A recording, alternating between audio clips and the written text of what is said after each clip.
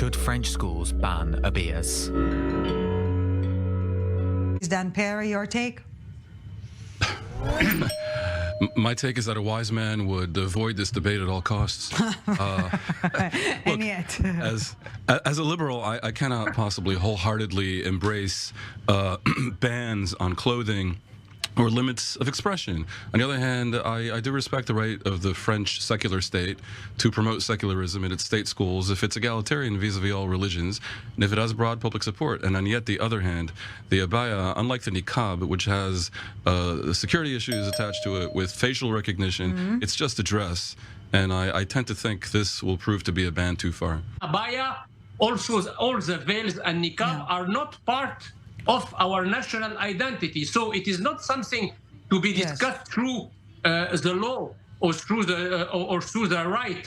It is to be discussed, is it something that belongs to the national French identity or no? And the answer is no. Ona. Who decides? No, Who Dan, decides? please.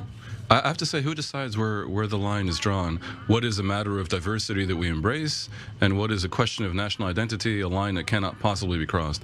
If, for example, someone were to claim that the very practicing of Judaism were somehow against the French national identity, and a plebiscite determined the majority thought this, would you be in favor of it? No, because the problem is the number. Because we don't have millions of Jews that are in such revendications of the special dresses, special food, and so on. When you have a community that also have almost have 15 or 20 million people, it is the third of the population of France that is asking revendication that are not belonging to the historical national identity of France. The historical people refuses that. It considers a kind of aggression, of a kind of supremacism into their own country. Yeah, okay. Can you dress, for example, with a KKK dress or a dress of Crusader inside Morocco? No law forbids this. But nobody will do it. But if I may, just real quick, Morocco, you're talking about countries in North Africa that are illiberal countries, and we sort of accept that they're illiberal. France's whole identity, part of the identity that you're trying to preserve, is liberalism. You bring this liberalism to a new religious, abandon somebody to wear something. What is the dress code of the French people? How you... wearing a dress, wearing a trousers, wearing, what it is not what a is hijab, the dress excuse me. code? No, but the question being, Orna, if by wearing religious clothes you are in France, you're disrespecting the French culture. No, exactly. I don't when think you so. go, No, when, why? Should a country had the prerogative to have its own set of values that, yes, transcend or undermine other values? Dan? Yeah, I think that's the fundamental paradox. France is trying to assert its own liberalism, and it's confronted with a culture that it believes to be illiberal. I think that's the elephant in the room. They're not really going after the other religions. They're afraid of the Muslims because they think something about Muslim culture, if allowed to flourish in France, would endanger their own liberalism. So the undignified position France finds itself in is that in the name of liberalism, it finds itself being illiberal about the other because it fears the other. And whether it fears the other for good or bad reasons, I think is another debate. But it's clear that that's what's happening here. They're trying to suppress Islam. Does French domestic policy inadvertently fuel extremism? Banning cultural manifestations of certain minorities obviously is going to alienate those communities. It's going to deepen the sense of discrimination, and it could very well provide a tool for the recruitment by extremists of new extremists. I think the French know this, though. I doubt it's inadvertent. I think they view this as a fight they must engage in. You have now many territories. When you go inside, you are not in France. You believe you are in an Arabic country where applies the Sharia, where applies the dress code of Saudi Arabia. This is not France. And you cannot tolerate that under the line of liberty and individual freedom. No country allows this.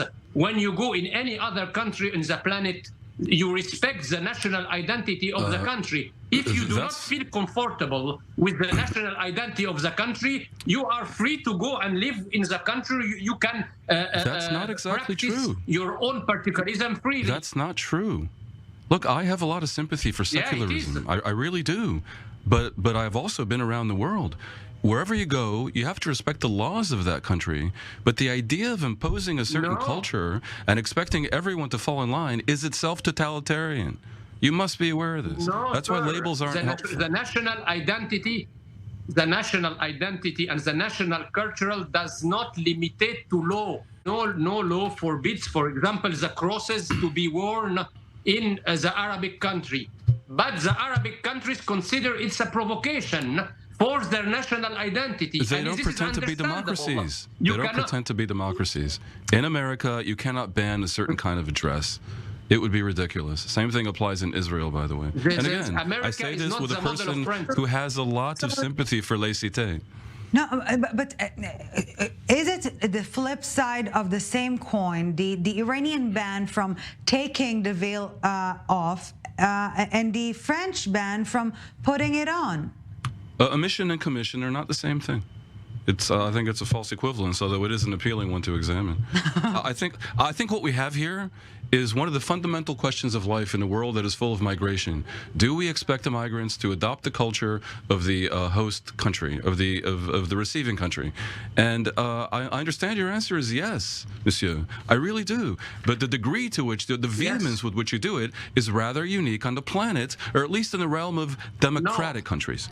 Democratic countries. A lot of, the Muslims invent the math and invent a lot of, and the medicine, and invent a lot good thing to the world. So, to put they copy the Egyptians as a link together, Islam and fundamentalism is very sad. All the places where the Islam is majority, the Jews cannot wear a kippah. When the places where Islam is majority, no other particularism in dresses can be expressed, and the Jews quitted those regions. So.